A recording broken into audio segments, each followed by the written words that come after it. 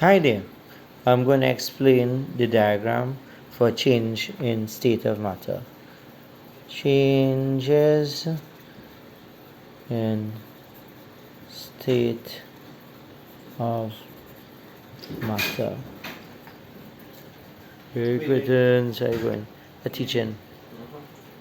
Okay. So if you have a solid, let's throw a box around it. It's just a diagram explaining if a solid was to change to a liquid. Put that in a box too. Just a diagram. What would you call that? A solid changing into liquid. For example, ice changing into water. That would be melting. And if you were to do the opposite, liquid changing into a solid, that would be called freezing. Right. And then there's a gas. That's another state of matter. If a liquid was to change to a gas, for example, you hot up water and it changed to steam, that would be boiling. And if the gas or the steam cool down, it could change back to a liquid.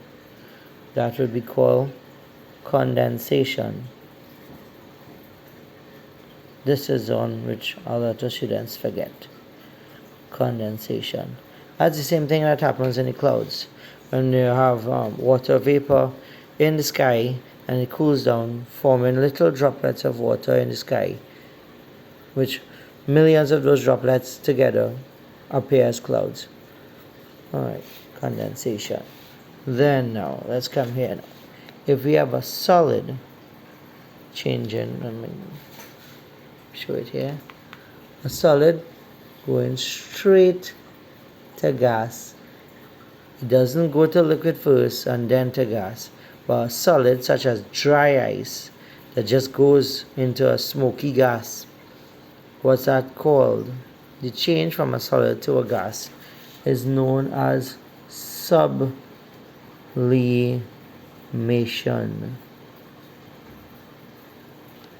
Example, dry ice. Now, if we have a gas going straight to solid, that happens on Mars, where we have water vapor going straight, changing into ice. No liquid water at all. That would be called desublimation.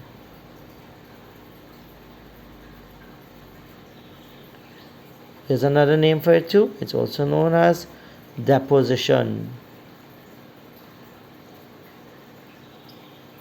Deposition because it's deposited, such as the ice is deposited on the poles of Mars, the North Pole and the South Pole of Mars. Okay, and there I have it. Hope that helped.